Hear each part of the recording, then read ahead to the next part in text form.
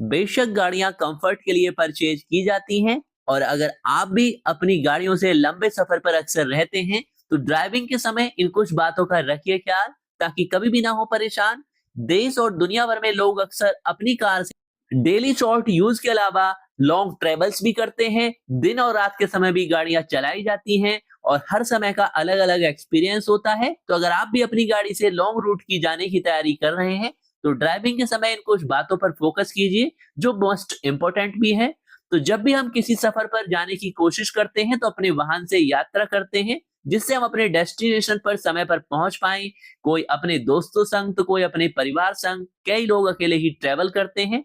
अगर बात है लंबी दूरी की ट्रेवलिंग की, तो इन बातों को आपको ध्यान रखना चाहिए, ताकि कार ड्राइविंग में कोई भी दिक्कत ना हो। तो फर्स्ट पॉइंट है, टायर का ध्यान रखना है। तो अगर आप किसी भी टूर पर जा रहे हैं, तो सबसे पहले कार के टायर जरूर चेक करें कि टायर में एयर प्रेशर कम तो नहीं है, या किसी तरह का कोई पंचर तो नहीं है, या टायर घिसे हुए तो नहीं है, क्योंकि ऐसी कंडीशंस पर किसी भी दुर्घटना को आमंत्रण दिया जा सकता है। ध्यान रखिए, टायर में दरार भी नहीं होनी चाहिए, न टायर घिसे होने चाहिए, वरना सफर के बीच में दिक्कत हो सकती है।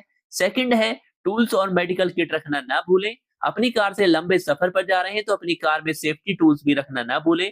मेडिकल किट जरूर रखें, ताकि किसी स्वास्थ्य से जुड़ी किसी भी तरह की दिक्कत होने पर आपको परेशानी ना हो। साथ ही कार में एक्स्ट्रा टायर के साथ ही पंचर रिपेयर किट भी अवश्य रखें। थर्ड इंपॉर्टेंट पॉइंट है, लाइट्स और इंडिकेटर्स का करें इस्तेमाल। कई बार दिन के साथ ही रात के समय भी सफर करना पड़ता है, इसलिए लाइट के साथ ही इंडिकेटर्स का भी सही तरह से इस्तेमाल जरूर करें। घर से निकलने से पहले जरूर चेक कर लें क्या गाड़ी की सभी लाइट से इंडिकेटर सही काम कर रहे हैं। अगर नहीं है, तो पहले उन्हें अवश्य ठीक करा लें। इसके अलावा नेक्स्ट पॉइंट है, आम हाई बीम से बचना है। आमतौर पर लोग कार चलाते समय हाई बीम पर ही कार चलाते हैं, तो शहर के साथ ही हाईवे पर भी हाई बीम में गाड़ी चलाना न सिर्फ आपके लिए, बल्कि सामने से आने वाले वाहनों के लिए भी खतरे को बढ़ा सकता है। इसलिए कार को लो बीम पर चलाना चाहिए। किसी भी मौसम के दौरान रात के समय कार चलाते समय इस बात का ख्याल रखिए। और फिफ्थ मोस्ट इंपॉर्टेंट पॉइंट है, खास तौर से रात के लिए, तो रात में किसी गाड़ी को ओवरटेक करना दिन में ओवरटेक करने से बिल्कुल अलग है। दिन के समय जब ड्राइवर किसी गाड़ी को ओवरटेक करते हैं, तो हॉर्न का इस्तेमाल करते हैं, और आने वाली गाड़ी अपने साइड मिरर से आपकी स्थिति को पता लगाकर गाड़ी को पास दे देती है। जबकि रात के समय इस काम को करने के लिए हेडलाइट का इस्तेमाल किया जाता है। तो रात में जब भी किसी गाड़ी को ओवरटेक करें, पहले अपनी हेडलाइट को 2-4 बार ऑन ऑफ करें। इससे आगे जा रही गाड़ी को यह पता चल जाएगा आप ओवरटेक करना चाहते हैं, वो आपको साइड दे देगा। इसके अलावा 6 इंपॉर्टेंट पॉइंट है, एंटी ग्लेयर IRVM फिल्म्स का इस्तेमाल। रात के समय देखा गया है कि गाड़ी के बैक मिरर में पीछे से आने वाली गाड़ी के हेडलाइट की रोशनी पड़ती है, जिससे केबिन में बहुत रोशनी हो जाती है। इससे ड्राइवर को सामने की सड़क पर देखना मुश्किल हो जाता है।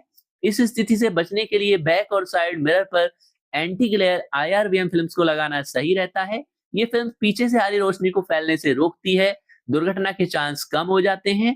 फोर्थ है, लो बीम लाइट पर ड्राइव करें। रात में सामान्य सड़कों पर ड्राइविंग करते समय इस बात का हमेशा ख्याल रखें, गाड़ी को लो बीम पर चलाया जाए। ऐसा करने पर सामने से आने वाली गाड़ी का ड्राइवर आपको आसानी से देख पाएगा। वहीं हाई बीम लाइट पर गाड़ी से चलाने से सामने वाले को आपकी कंडीशन का पता नहीं पड़ता है। और सेवंथ इंपॉर्टेंट पॉइंट है, विंडशील्ड को रखें साफ। वैसे तो रात हो या दिन, कार के विंडशील्ड को हमेशा ही साफ रखना चाहिए।